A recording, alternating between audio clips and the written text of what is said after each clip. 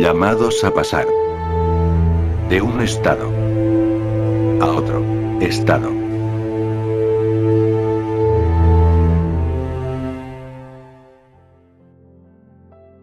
Prácticamente todo se resume en esto.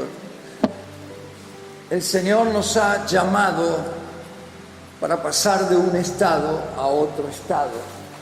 Amén. ¿De qué estado a qué estado?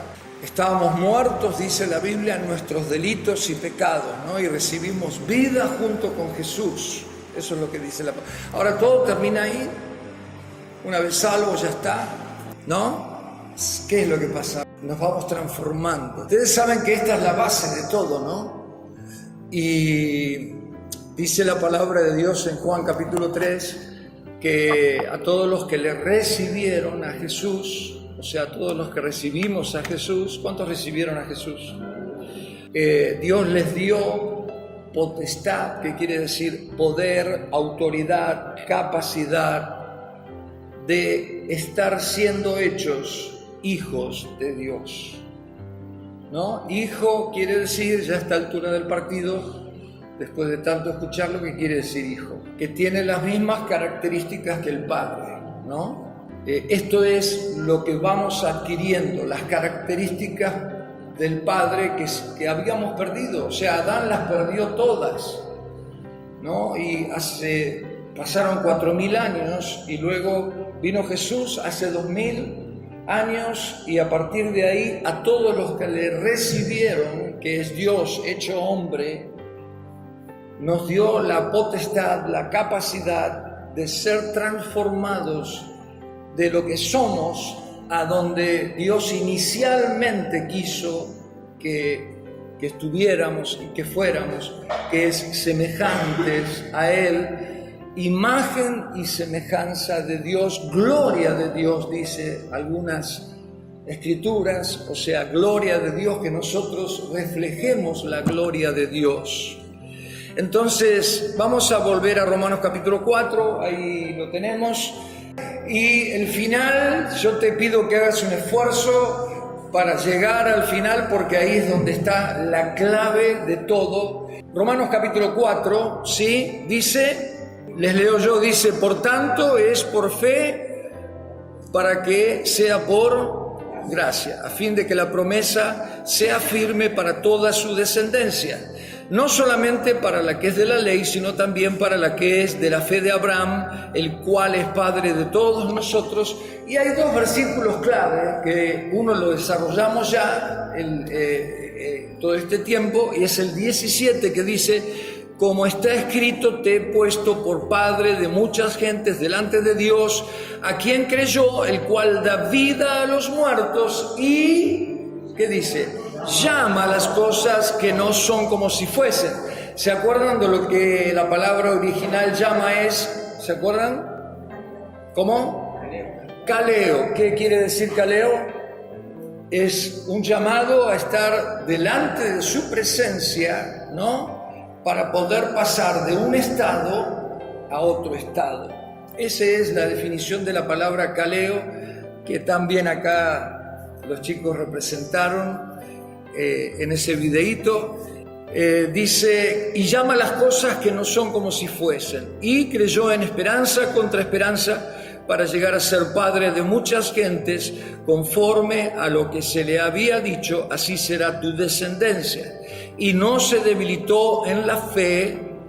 ¿Cuántos no quieren que se debilite la fe? Saben que la vida, nuestra vida, depende de la fe. Porque el justo vive ¿por qué? Por la fe. Entonces, si nosotros necesitamos fe para ser justos ante Dios, y la fe es lo que alimenta a nuestro hombre espiritual, ¿no? Yo necesito saber cómo no debilitarme en la fe. Ustedes vieron que ahora hay todo un marketing sobre los anabólicos, ¿no? Para los que hacen ejercicio. Y si no, hay todo tipo de alimentos suplementarios que generan negocios multimillonarios, ¿no? que uno toma vitamina de aquí, vitamina de allá, minerales de esto, minerales de lo otro, ginseng, no sé cuánto. ¿Y por qué? Porque uno quiere alimentar este cuerpo, pero no somos solamente un cuerpo, ¿sí o no? No, este cuerpo un día desaparece, pero lo que es eterno es el alma y el espíritu. ¿Cuántos dicen amén? Entonces, la vida de mi espíritu depende ¿de qué? De la fe, de la fe. Ahora, acá dice que Abraham no se debilitó en la fe. Entonces, ¿cuántos quieren el ginseng del cielo? Bueno, es lo que vamos a hablar ahora. Y en el versículo 20 está la clave que hoy vamos a desarrollar y la vamos a completar, ¿no?, con un mensaje final que para mí fue tremendo, una bomba atómica. Dice, tampoco, ¿qué dice? Dudo. ¿Se acuerdan de esa palabra? ¿Se acuerdan? Bueno, es la que vamos a desarrollar ahora. Entonces la palabra clave del versículo 17 era kaleo, que quiere decir que Dios nos llama a estar en su presencia para pasar de un estado a otro estado, o sea, para ser transformados.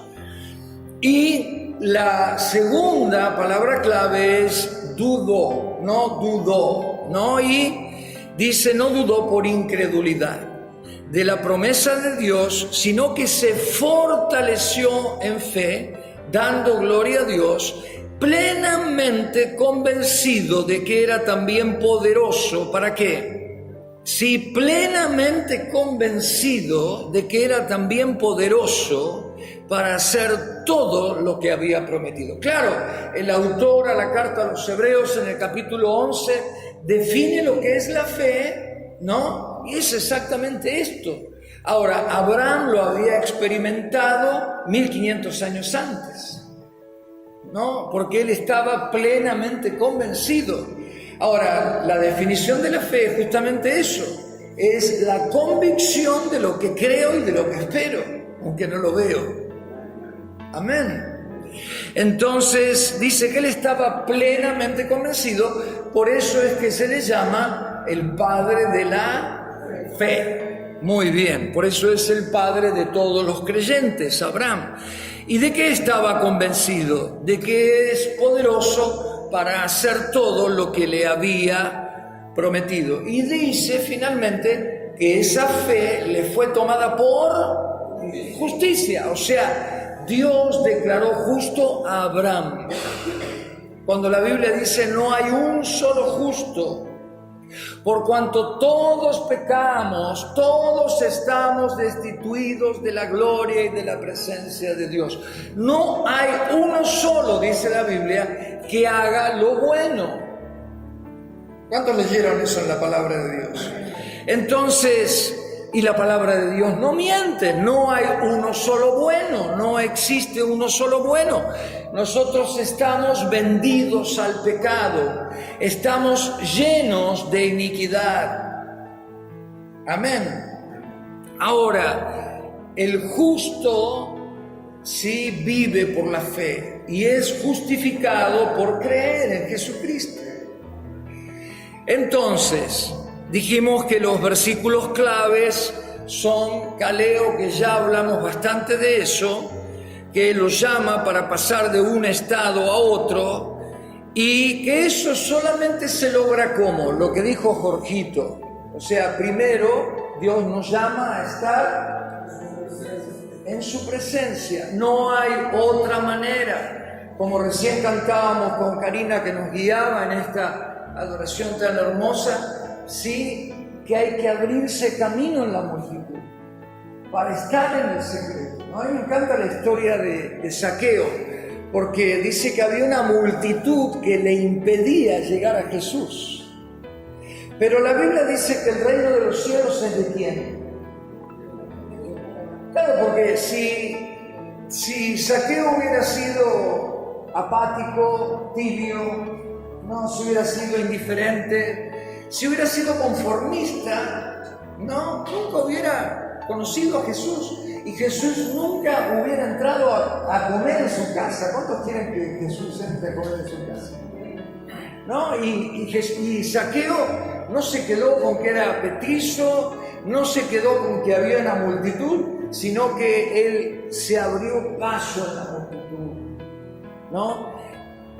No hay otra forma de pasar de un estado a otro estado. Netflix no te hace pasar de un estado a otro. Ningún amigo, por más bueno que sea, que te diga alguna cosa por WhatsApp, te va a hacer pasar de un estado a otro. Google, por más que googlees cómo ser transformado, no te va a transformar. ¿Cuántos dicen amén? La única manera de ser transformado como es estar en la presencia de Dios. ¿Cuántos reconocen sus pecados? ¿Cuántos reconocen sus pecados? Nadie. Bueno, está bien, yo te pregunto, ¿cuántos se llevan mal con alguien? A ver, yo pregunto, ¿cuántos tienen roces, choques, peleas, discusiones, desacuerdos? Ahí empiezan todas. Ahí están todos tus pecados, están ahí. Ahí están todos tus pecados y mis pecados, todas nuestras miserias, todas las divisiones, los desacuerdos, las peleas, las guerras, la violencia, ¿no? Que ahora te tiro un balde de nafta y te quemo, ¿no? Lo cierto es que la única manera de vencer esos pecados que me acercan al viejo hombre, ¿no? Al hombre que merecía el infierno, ¿sí? Es estando en la presencia de Dios. Y la única manera de parecerme cada día más al santo de los santos, que es Jesucristo, cuando dicen amén, es estando en su presencia. Entonces, ¿qué pasa si un día no estoy en su presencia? ¿Qué pasa? ¿Dios es el Dios de los sábados? ¿No? Claro, o sea, cada día porque Dios no es un Dios de procesos semanales, Dios es un Dios de procesos diarios. Cada día me levanto y tengo la oportunidad de ser un poquitito más parecido a Jesús y un poquitito menos parecido a mi viejo hombre. Bien, entonces, ese es el caleo. Ahora, no se trata de una transformación exterior. Lo cierto es que no es exterior. Aunque es cierto también que la gente que estuvo en la presencia del Señor, uno le ve la cara y tiene otra cara. ¿Sí o no? Ahora, cuando uno está en la presencia de las cuentas que te llegan y te llueven por todos lados, y de los problemas con los hijos, con el esposo, con la esposa, con el colegio de los hijos, con los compañeros del colegio de los hijos, y con las madres del colegio de los hijos, y con el presidente, y con el ministro, y con... Entonces ahí, sí, todo es un caos, y uno tiene la cara larga, toda marcada por los problemas de la vida, de las amarguras, ¿sí o no? Pero cuando uno estuvo en la presencia del Señor, uno sale con otra cara. Ahora, también es cierto que el diablo es un experto en apagar fuegos, pero no fuegos que queman, sino el fuego de Dios. ¿Y a quién usa? Bueno, a los que tienen más cerca tuyo, ¿no? Puede usar a tu esposo, a tu esposa, para quitarte la sonrisa que obtuviste tal vez una hora llorando delante de Dios, ¿no? Pero el diablo es experto en apagar fuegos, por eso le llaman el bombero algunos, ¿no? Ahora, como decíamos, hay una parte que le corresponde a Dios. Dios nos hace el llamado, Dios es el que nos transforma, pero hay una parte que solamente nos corresponde a nosotros. Amén. Porque alguno de ustedes esta semana se le apareció el ángel Gabriel con una espada grande que relucía con un filo y se la puso en la cabeza, o te pones de rodillas o te la corto la cabeza. ¿Se le apareció alguno? No, Dios respeta. Dios respeta nuestras voluntades. ¿Alguno se le apareció? Bueno, no sé, Gabriel, otro, qué sé yo, Juan, el ángel Juan, se le apareció así con un revólver, o te pones de rodillas, o te vas a la presencia de Dios, o te mato. No, Dios respeta las voluntades, porque eso nos hace semejantes a Dios. Y Dios no quiere personas que lo hacen por obligación, ni por religión, ni porque hay que hacerlo, ni porque mi abuelo me lo dijo, mi tío me lo dijo, mi papá me lo dijo, el pastor me lo dijo, la iglesia me lo dice, o la Biblia me lo dice, sino porque tengo una relación personal con Jesús. Y cada día que lo conozco lo amo más. El otro día leía que el conocimiento envanece, dice Pablo, pero el amor, dice, edifica, y el que ama a Dios es conocido por Dios. Qué tremendo, ¿no? O sea, si yo amo a Dios, dice la Biblia, que Dios me conoce. Eso es tremendo.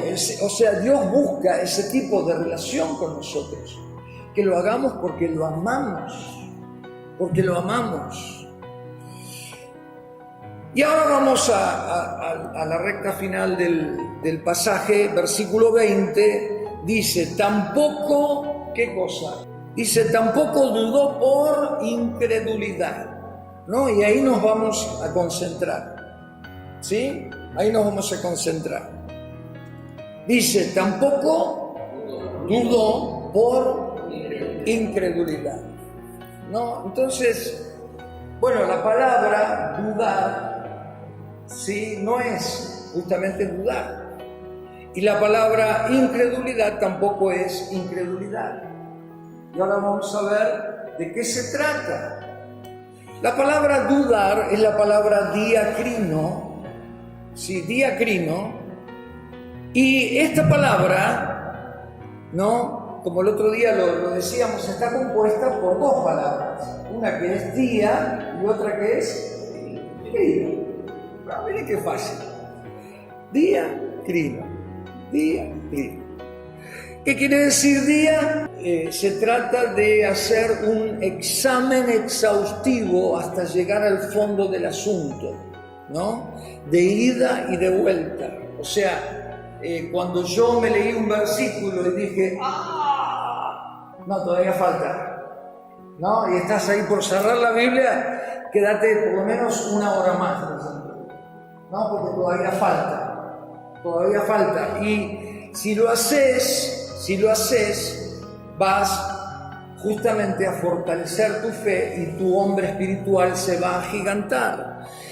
Diacrino, sí, crino quiere decir juzgar, investigar hasta llegar al fondo del asunto. O sea, estas dos palabras juntas, de ida y de vuelta, juzgar hasta llegar al fondo del asunto, es hacer un estudio exhaustivo, hacer un estudio profundo. Eso es lo que quiere decir, literalmente. Pero también quiere decir, esto que decía Paola, ¿sí? Poder salir, separarse, de ahí que ella dice separarse, salir, que es la escena que hicieron ahí con María Ángela. ¿La vieron? La escena esa tremenda, ¿no?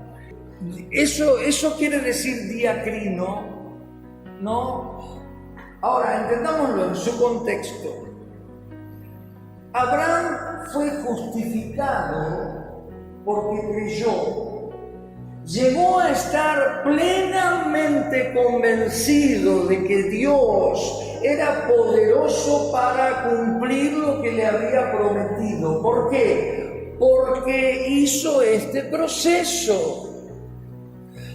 Si acá dice, no dudó, pero ¿qué hizo? Hizo un estudio exhaustivo, profundo, llegó hasta el fondo del asunto, sin dejar nada fuera. Sí, lo hizo de ida y de vuelta. O sea, ¿cuántas vueltas le pegaste a ese estudio exhaustivo? Ahora vamos a entender de qué.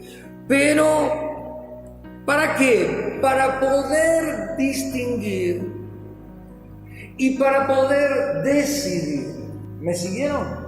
O sea que mi vida espiritual depende de esto. ¿Por qué? Porque el no dudar, ¿sí? El no perder la fe, el no salir de aquí del culto emocionado porque tuve una experiencia espiritual y luego vivo la vida de otra manera, relaciono las cosas de Dios con un lugar al que vengo una semana y luego hago mi vida, sino que yo soy la iglesia y la iglesia está donde yo estoy, y yo estoy donde está la iglesia, y Dios está conmigo, ¿sí? Y yo estoy con Dios, vivo en su presencia, y donde quiera que estoy, Dios está. Bueno, uno solo se le reveló el Espíritu, ¿no? ¿Se entiende? O sea, que donde yo vivo en su presencia, donde quiera que voy, Dios está conmigo. Y Dios viene conmigo. En realidad soy yo el que voy detrás de Dios. Pero de esto depende mi vida espiritual. De esto depende que yo tenga convicciones. De esto depende que mi matrimonio permanezca en pie. De esto depende en esta generación tan rebelde, ¿no? Donde los hijos son de la manera que son, ¿no? Y tienen razones para hacerlo, porque también los padres somos como somos. El otro día decíamos, no le echemos la culpa a los demás, hagámonos responsables. No, la culpa no la tiene ni la política que se fue ni el político que está hoy. La responsabilidad la tenemos todos los ciudadanos argentinos. En la iglesia pasa lo mismo. ¿Cuántos son iglesias? Si la iglesia está funcionando como corresponde, es porque nosotros estamos funcionando como corresponde. Y si la iglesia no está funcionando como corresponde, es porque nosotros no estamos funcionando como corresponde. Entonces, cuando vayas a ser tentado de criticar a tu iglesia, pensá bien, porque te vas a apuntar a vos mismo. Porque la iglesia es lo que vos sos, y vos sos lo que es la iglesia. Porque somos uno con Cristo, somos uno con el lugar donde Dios nos dice, este es tu lugar, ahí congregate, ahí crece y hace crecer al cuerpo de Cristo. Entonces, nosotros somos los responsables. Ahora, por eso digo, nuestros hijos son como son, porque nosotros como padres somos como somos también. No sé si entendemos un poquito. La rebeldía de los hijos tiene que ver con que los padres les hemos soltado la mano a los hijos. Y sobre todo los padres hemos perdido la convicción. Ahora, esto habla justamente de por qué los chicos son como son. Es necesario poder hacer un estudio profundo, porque ¿por qué es que las cosas están como están? Porque no tenemos convicciones. Vivimos de emociones y de acuerdo a cómo me siento es lo que creo.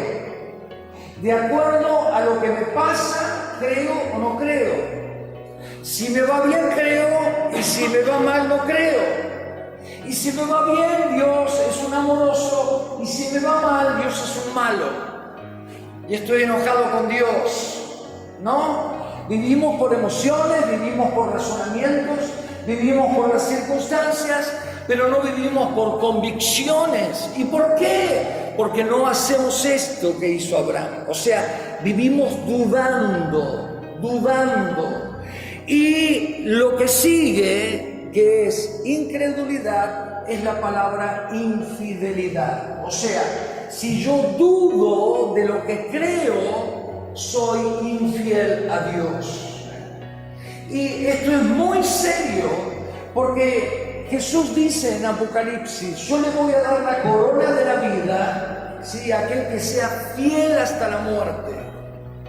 O sea que la incredulidad es infidelidad y ni se te ocurra pensar que Dios te va a dar la corona de la vida eterna si fuiste infiel porque dudaste. Porque la duda te lleva a la incredulidad, que es infidelidad. Y la duda es lo contrario de la convicción. Y yo necesito este diacrino, practicarlo. Y ahora vamos a entender, si es que me pueden escuchar 10 minutos más, de qué se trata esto. Y esto es muy serio. Esto es algo muy serio. Porque claro, ustedes dirán, bueno, ¿cómo lo hago, pastor? ¿Cómo lo hago, Marcelo? ¿Cómo lo practico? Sí, ¿a cuánto le surge esa idea, no? Porque uno siempre quiere el método, ¿no? La fórmula. Bueno, hay una fórmula, hay un método que Jesús estableció, pero le costó la vida. Le costó la vida y ahora vamos a verlo.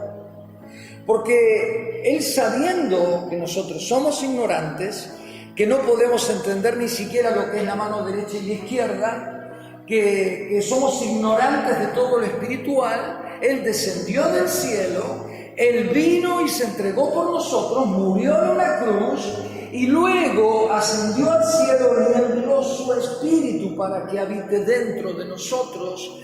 Y no solo eso, sino que ahora vamos a ver cómo es que Jesús nos dejó, ¿qué es lo que Jesús nos dejó? Para que ejerzamos este diatrino. ¿Cuántos lo quieren saber? Para que mantengamos la fe, para que no dudemos, para que recibamos la corona de la vida, porque es cuestión de vida o muerte, para que no seamos infieles. Porque la Biblia dice que el justo vivirá por la fe, y lo que sigue no es muy lindo. ¿Se acuerdan lo que sigue? El que dudare, el que retrocediere, no le va a agradar a mi alma, dice Dios. A mi alma no le agradan los que retroceden, dice Dios. O sea, la fe, como siempre decimos, hay que mantenerla. No sirve la fe esta como de hoy en día, instantánea. No, a ver, dame 50 megas más de fe, Dios. No existe eso. Pero así no funcionan las cosas de Dios. No es así. No, entonces, si yo recibo fe, la tengo que mantener. La tengo que sostener, esa fe. Y no tengo que dudar, si no, no sirve. Tengo que seguir plenamente convencido. Esto le llevó a Abraham 25 años, porque recién a los 100 recibió la promesa del nacimiento de Isaac. No, y Dios se lo dijo cuando tenía 75. Ahora, él creyó y no dudó por incredulidad. O sea, fue fiel creyendo que Dios era poderoso para cumplir lo que le había prometido. Yo no puedo ser un ascensor espiritual, un día creo, otro día no creo, no es así. Yo tengo que ser una persona equilibrada espiritualmente. La Biblia dice que la fe es como un ancla que nos sostiene para que nuestra embarcación permanezca firme.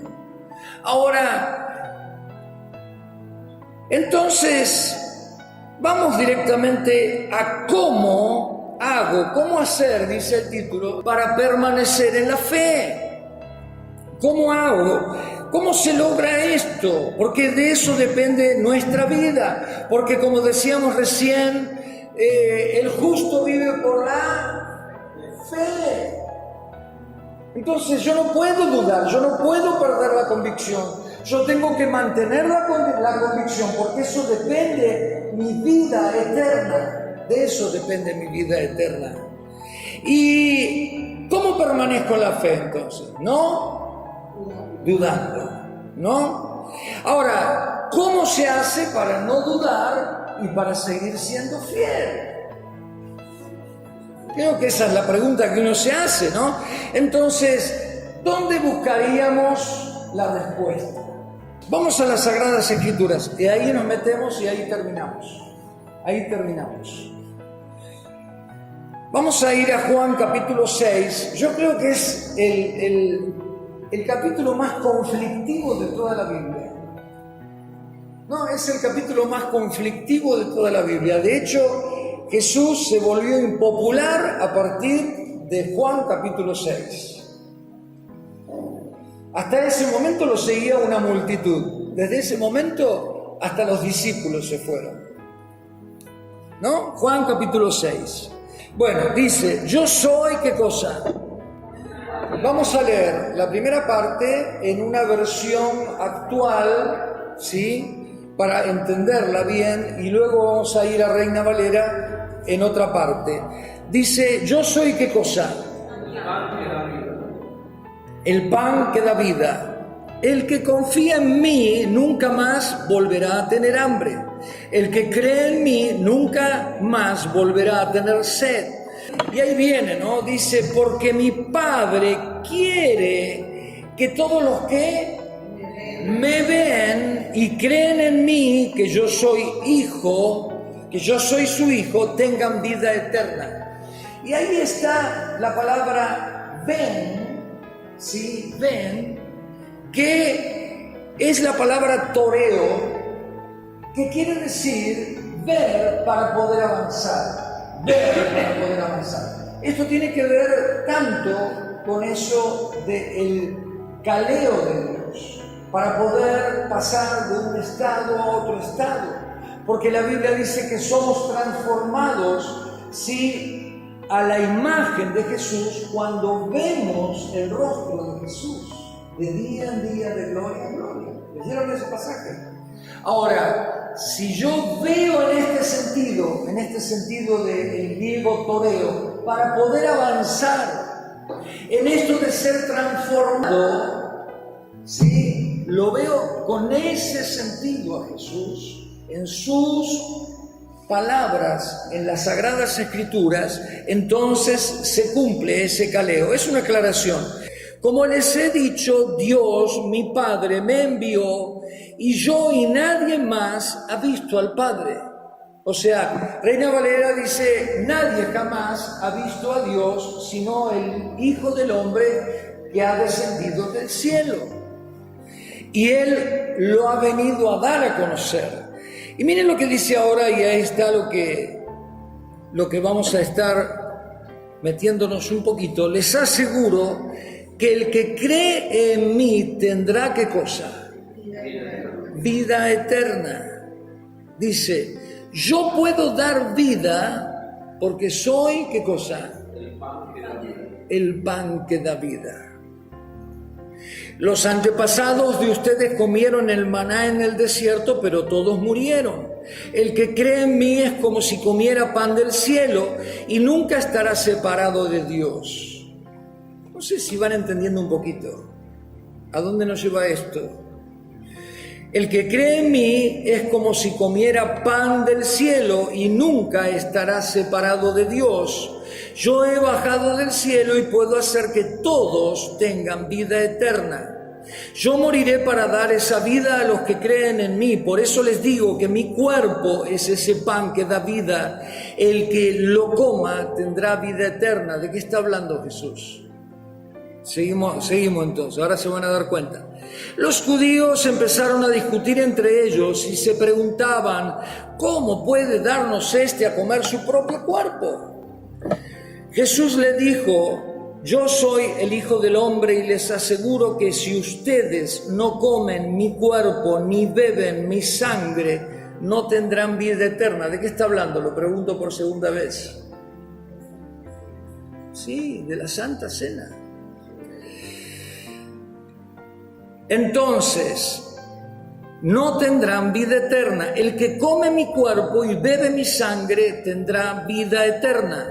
Cuando llegue el fin del mundo, yo lo resucitaré. Mi cuerpo es la comida verdadera y mi sangre es la bebida verdadera. El que come mi cuerpo y bebe mi sangre vive unido a mí y yo unido a él. Mi Padre, el Dios, da la vida. Fue Él que me envió y me dio vida, pues tiene poder para darla. Por eso todo el que coma mi cuerpo tendrá vida eterna. Yo soy el pan que bajó del cielo. El que cree en mí tendrá vida eterna. Yo no soy como el pan que comieron sus antepasados. Jesús estaba hablando de la Santa Cena. Estas fueron las palabras más impopulares. Si ustedes leen Juan capítulo 6, van a ver que desde ese momento se fue todo el mundo y la mayoría de los discípulos también. Y Jesús se volvió a los 12 y dijo, ustedes si quieren también váyanse. ¿Lo leyeron? Y Pedro dijo, no Señor, solamente vos tenés palabra de vida eterna. ¿A dónde iremos? Ahora, decíamos recién que para permanecer en la fe, para no dudar, para no retroceder, para mantener la convicción, que es lo que me permitirá recibir la corona de la vida, yo necesito hacer ese examen profundo, ¿sí? Ese diacrino, que es el que hizo Abraham. Cuando dice no dudó, la palabra es diacrino. O sea, ¿por qué es que Abraham permaneció y recibió las promesas? ¿Por qué es que Abraham es el padre de todos nosotros, el padre de la fe? ¿Por qué es que Abraham y de los lomos de Abraham vino Jesucristo, la simiente que hoy está dentro de nosotros? Porque él no dudó y porque no fue infiel. Porque él mantuvo las convicciones hasta el final de su vida, y esa es la clave para poder alcanzar la vida eterna. Ahora, ¿cómo Jesús hizo que nosotros hagamos este examen y lleguemos al fondo del asunto? ¿Sí? Entonces vamos a ir a 1 Corintios capítulo 11 y ya terminamos. Ya terminamos. Si no les digo esto, se quedan sin lo principal. 1 Corintios capítulo 11. Pero vamos a ir directamente al versículo 27, que tiene como título ¿Cómo participar de la cena del Señor? ¿Sí? ¿Cómo participar de la cena del Señor? Dice: por eso, si una persona come del pan o bebe de la copa del Señor Jesucristo sin darle la debida importancia, peca en contra del cuerpo y de la sangre de Cristo. Por lo tanto, antes de comer el pan y beber de la copa, cada uno debe preguntarse si está actuando bien o mal. Reina Valera dice, debe examinarse a sí mismo, porque Dios va a castigar a los que coman y beban de la copa sin darse cuenta de qué. ¿De qué? Que se trata del cuerpo de Cristo. Que se trata del cuerpo de Cristo. En Reina Valera dice, sin discernir, sin entender de qué cuerpo se trata. Cuando yo tengo ese pan que fue santificado, esto es lo que el Señor dejó para que hagamos este diacrino, para que Él permanezca en nosotros y nosotros en Él, para que nos examinemos profundamente, para que lleguemos al fondo del asunto, entender de qué cuerpo se trata lo que estoy teniendo en mis manos, de qué sangre se trata la que estoy tomando en la copita. Entonces dice, porque Dios va a castigar al que coma el pan y beba la copa sin darse cuenta. Reina Valera dice que será juzgado el que coma el pan indignamente, sin discernir que se trata del cuerpo de Cristo. Y dice, por eso algunos de ustedes están débiles, enfermos, y otros se han muerto. Ahora vamos a Reina Valera y leamos de nuevo el versículo 31. Dice, si pues nos, ¿qué cosa? A nosotros mismos no seríamos juzgados. Pablo dice, por eso algunos están débiles, por eso algunos están enfermos y por eso algunos se mueren. Porque la vida del justo, ¿qué es? La fe. Ahora, ¿de qué depende la fe? De que yo no dude, dijimos. Y esa palabra dudar, ¿cuál era? Lo que hizo Abraham, que es nuestro padre de la fe y el que recibió las promesas de que de sus lomos vendría el que nos salvó a nosotros y nos hizo salvos y nos mantiene salvos y nos está llevando al cielo. Ahora, ¿saben qué palabra es examinásemos? ¿Cuál palabra se les ocurre que puede ser? Diacrino. Diacrino. Cada vez que el Señor pone en nuestras manos su cuerpo y su sangre a través del pan y de la copa, Él dice, sí, examinate a vos mismo. Hacé este examen de ida y de vuelta, llega hasta el fondo del asunto. No seas liviano con las cosas de Dios. Sí, porque no podés ser una persona superficial. Tenés que cavar profundo, tenés que llegar profundo, tenés que discernir, tenés que examinarte. Por eso es que algunos están débiles, están enfermos y muchos mueren. Porque no pueden entender de qué cuerpo se trata. Y Jesús fue lo que dijo. Yo descendí del cielo, yo soy el pan que da vida eterna. El que come mi cuerpo y bebe mi sangre tiene vida eterna y permanece en vida eterna. Cada vez que nosotros comemos la cena del Señor, tenemos la oportunidad de hacer este diacrino, examinarnos para no ser juzgados por el Señor. Porque si nosotros no nos juzgamos a nosotros mismos, somos juzgados por el Señor. Ahora, no para mal, sino para bien. Porque lo que sigue diciendo es que siendo juzgados por el Señor, somos castigados por Él para que no seamos condenados con el mundo. O sea, si yo no me juzgo, me juzga el Señor. Y la Biblia dice, dura cosa es caer en las manos del Dios vivo. O sea, si este pastor era impopular, hoy es más impopular todavía, ¿no? Porque si a Jesús se le fueron todos, no me extrañaría que el sábado seamos uno solo, después de lo que acabo de decir. Pero es que la vida eterna es cosa muy seria.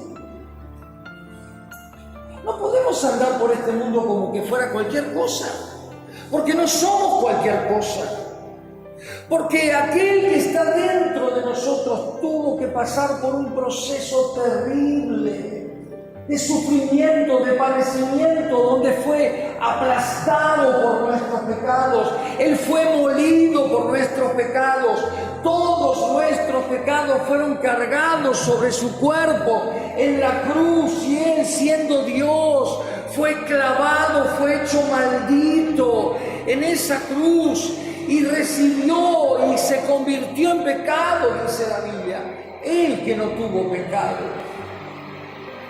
Entonces, no podemos ser livianos, no podemos ser cristianos superficiales y creer que porque creemos que está todo bien, está todo bien.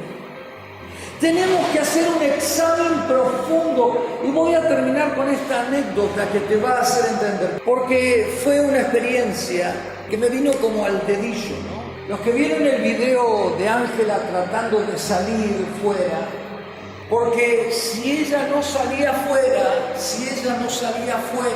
no podía entender. Si ella no podía salir de esas manos que la querían retener, que es nuestra mente, nuestras emociones, la realidad, el echarle la culpa a los demás, el no hacerse responsable de que mi vida eterna depende solo de mí, de que la salvación es personal y no familiar, aunque hay promesas para toda la familia, pero tenemos que cuidar la salvación con temor y temblor.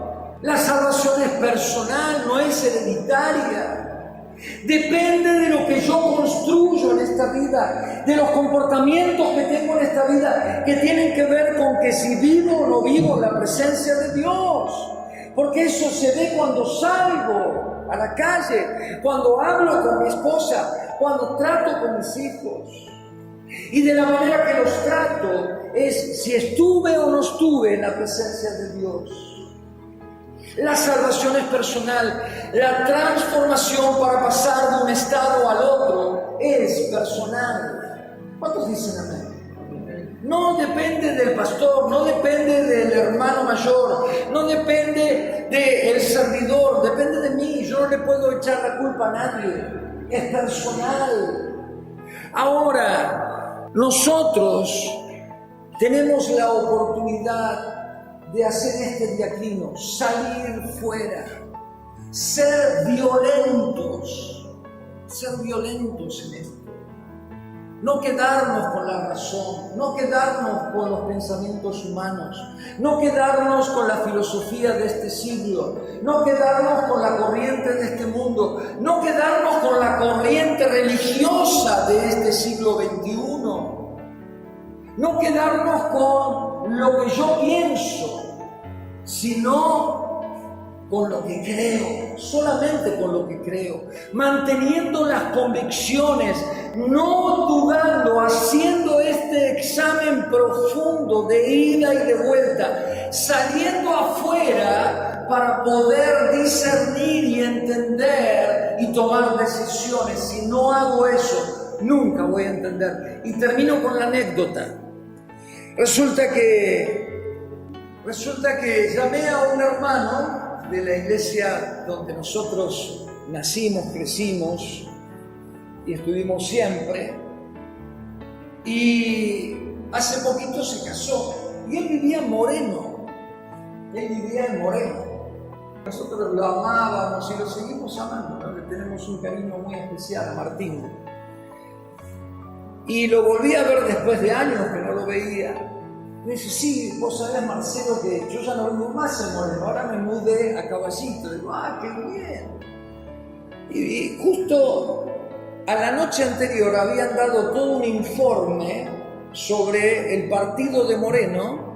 Dicen que hay 600.000 personas, que es uno de los partidos más populares, y tiene un solo hospital, que solo el 20% de la población tiene agua corriente.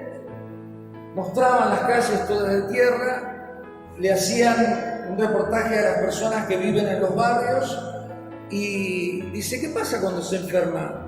Y la ambulancia no viene hasta acá, ¿y qué pasa? Y nos morimos. El 60% no tiene cloacas, no hay alimentos, es el partido más numeroso y pasa todo este desastre. Ahora miren lo que me dijo Martín. ¿Sabés, Marcelo, que ahora cuando yo vuelvo a Moreno me doy cuenta de cómo vivía antes? Recién ahora que salí de Moreno me doy cuenta de lo que es Moreno. Si yo no salgo de todo esto que me condiciona, me afecta, la fe, que es lo que me da vida eterna. Si yo no salgo fuera, para mí es normal todo lo demás. Él me decía, ahora vuelvo, veo toda la basura tirada y antes no me daba cuenta que en las calles la basura estaba tirada. Para mí era normal. Para mí era normal vivir en una calle donde tenía que chapotear constantemente en el barro para llegar a un colectivo. Para mí era normal no tener un hospital, pero ahora me parece una locura. ¿Cuántos de nosotros vivimos así? Por no hacer esto, por no salir, por no ser violentos en las cosas de Dios, por conformarnos, por quedarnos en la apatía, en la indiferencia, en la tibieza. Total, da lo mismo ser un cristiano superficial que un cristiano que llega al fondo del asunto. No da lo mismo. Estuve leyendo el libro de Daniel y terminé hoy, y Jesús se le aparece en el final de la vida de Daniel, en el capítulo 11, y le dice, los entendidos, hablando del fin del mundo, dice, los entendidos entenderán, pero los que no entienden no van a comprender nada. O sea que el fin del mundo les va a llegar y ni se van a dar cuenta. Es necesario, y por eso el Señor nos dejó la Santa Cena, como una oportunidad de juzgarnos a nosotros mismos. Que yo, siendo indigno, estoy teniendo en mis manos y como el cuerpo y tomo la sangre de Jesús, que es santísima, yo que soy indigno. Y para eso necesito hacer un examen profundo de cómo está mi vida. Fuimos llamados a ser santos. Fuimos llamados a no practicar el pecado. Fuimos llamados a tener las cosas de Dios como cosas santísimas. No es lo mismo lo inmundo que lo santo.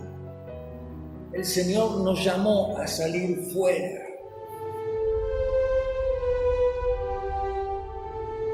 Llamados a pasar de un estado a otro estado.